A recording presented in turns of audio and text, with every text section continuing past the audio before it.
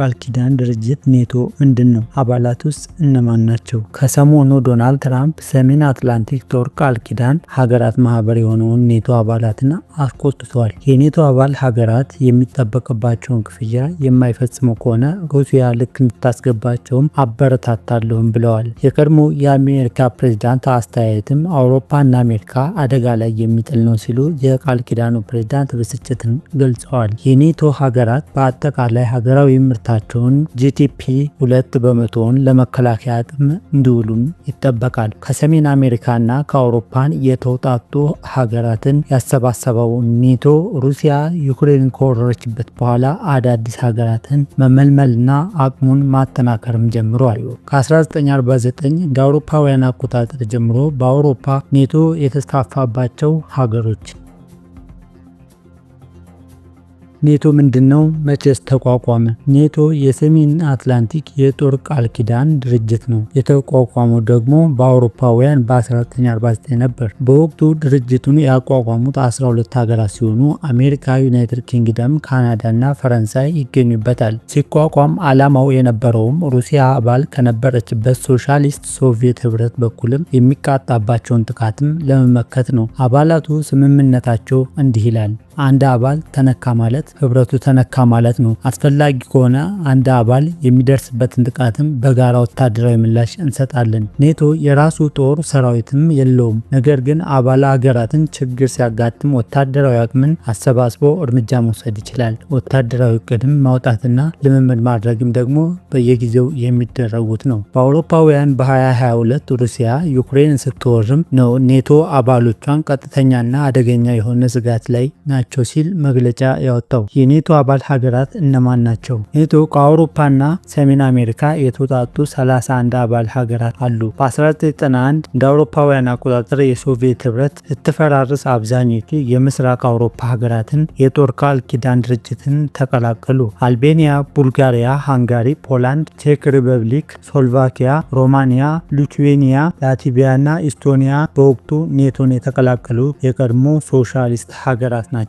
ስዊድን እና ፊንላንድም ደግሞ ግንቦት 2022 የእንቀላቀላለን ጥያቄ አቅርበዋል። ሁለቱ ሀገራት ይህን ያደረጉትም ሩሲያ እንዳትተነኩሳቸው በመፍራት ነው። ከሩሲያ ጋር 1340 ኪሎ ሜትር ድንበር የምትጋራው ፊንላንድ ባለፈው የአውሮፓውያን ዓመት ሚያዝያ ወር ላይም የኔቶ አባል ሆናለች። ስዊድን የኔቶ አባል ለመሆንም ከሃንጋሪ የህዝብ እንደራሴዎችም ምክር ቤትም ይሁንታ እየተጠባበቀች ነው። በሶኒያና ሄርዘጎቪና እንዲሁም ጆርጂያ ኔቶን መቀላቀል የሚፈልጉት ሀገራት ናቸው። የኔቶ የመከላከያ ወጪ ከአጠቃላይ ምርት በመቶኛ በ2023 የተመረጡ ሀገራት ወጪ ከከፍተኛ እስከ ዝቅተኛ በዝርዝር እንዲህ ተቀምጧል።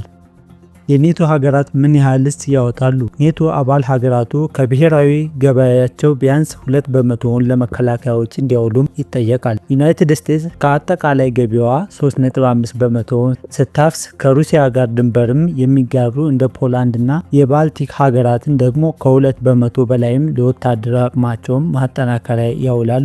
ዩናይትድ ኪንግደም እንዲሁ ከ2% ትንሽ ከፍ ያለ ወጪ ለመከላከያ ታወጣለች። ነገር ግን እንደ ፈረንሳይና ጀርመን፣ ጣሊያን እና ስፔን ያሉ ሀገራትን ከሚፈልገው 2% በታችም ለመከላከያቸው እንደሚያውሉ በ2023 የወጣው መረጃ ያሳያል። ዩክሬን መቼ ነው የምትቀላቀለው? ኔቶ ዩክሬን አባል ሀገር መሆን ትችላለች ቢልም ይህም የሚሆነው መቼ ነው ለሚለው ጥያቄ እስካሁንም ቁርጥ ያለ ምላሽ አልተሰጠም። መስከረም 2022 ላይ የዩክሬን ፕሬዝዳንት ቮሎዲሚር ዜሌንስኪም ይፈጠንልኝ ብለው ላቀረቡት ጥያቄ ኔቶ የሰጠው ምላሽን አጥጋቢ አይደለም። ሩሲያ ዩክሬንን መቀላቀል የለባትም ስትል ተቃውሟን ከማሰማትም ቦዝና አታውቅም። ይህም የምትለውም የቃል ኪዳን ጦር ወደ ድንበሯም እንዳይጠጋ በመስጋት ነው። ዩክሬን ከሩሲያ ጋር ጦርነት ላይም እያለችም ኔቶ መቀላቀል እንደማትችልም ትቃወምም። ጦርነቱ ግን እንዳበቃ ወዲያውኑ መቀላቀል ትሻለች። የኔቶ ሀገራት ለዩክሬን ምን እያደረጉ ነው? ኔቶ እንደ ቡድን ለዩክሬን የጦር መሳሪያ እርዳታም አላደረገም። ነገር ግን የኔቶ አባል የሆኑ በርካታ ሀገራትም በግላቸው ድጋፍም አድርገዋል።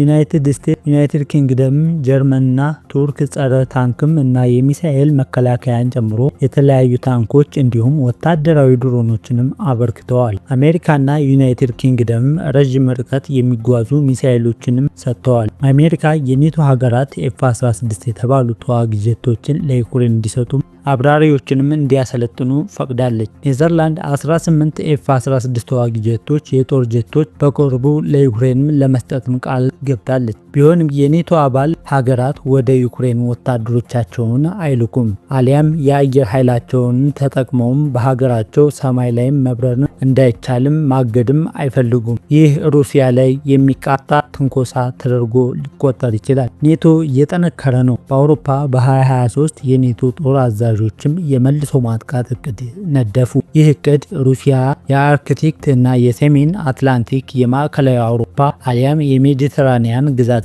ብታጠቃ ምን እናደርጋለን የሚለውን የሚያስስ ነው። የካቲት 2024 ከቀዝቃዛው ጦርነት በኋላ ትልቁ የተባለው ወታደራዊ ልምምድን ለማድረግ ዝግጅቱን አጠናቋል። በምስራቃዊ አውሮፓ የሚካሄደው ወታደራዊ ልምምድ ከ31 የኔቶ አባል ሀገራት የተውጣጡ 90,000 ወታደሮች የሚሳተፉበት ነው። ዩናይትድ ኪንግደም 20,000 ወታደሮችን ለመላክም ቃል ገብታለች። ኔቶ በአውሮፓ በተጠንቀቅም የሚቆም ወታደሮች ቁጥርም ከ40,000 ወደ 300,000 ለማሳደግ ያለውን እቅድም ይፋ አድርጓል። በምስራቅ በኩል ያለውን ጦርን ማጠናከር ጀምረዋል። ይህ አካባቢ ከሩሲያ ጋር ድንበር የሚጋራ ነው። ኔቶ በአሁኑ ወቅት ቡልጋሪያን፣ ሃንጋሪ፣ ሮማኒያ፣ ስሎቫኪያ እና የባልቲክ ሀገራት ውስጥም 8 መቀመጫ አሉት። ከጦርነቱ በፊትም 4 ብቻ ነበሩ።